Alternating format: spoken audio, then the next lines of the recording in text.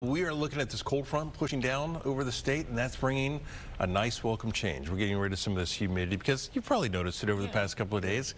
Definitely getting a little more humid. You look out there right now, 69 degrees.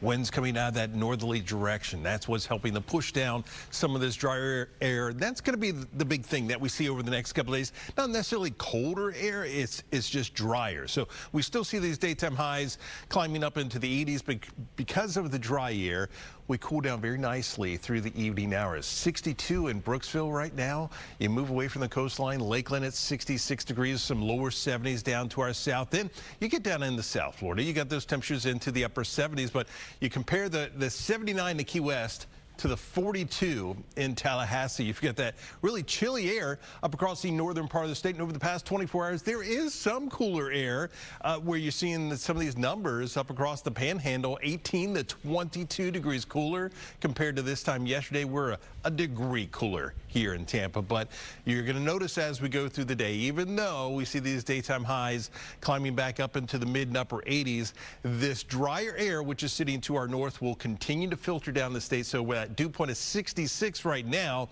That's going to drop into the lower 60s or into the 50s as we go through the afternoon, and that's low humidity. That's what's going to feel comfortable, and that will hold with us over the next couple of days. Now, we've got the front sitting down to our south right now. High pressure working its way to our north, but with the high to our north, and then we have the low pressure to our south with Melissa.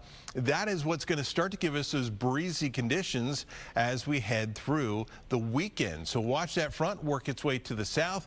There's that drier air just continuing to sink down over the state. But notice those winds. They're starting to pick up. Breezy conditions work their way in.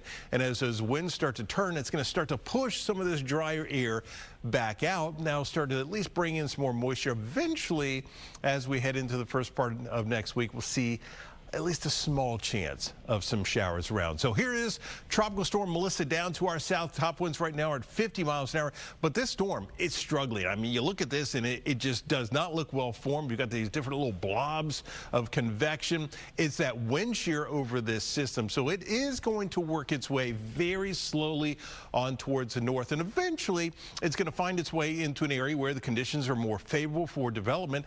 And once that happens, you see it just takes off up to a major hurricane, 130-mile-an-hour winds, also very close to Jamaica or on top of Jamaica. It's going to be a very close call with this.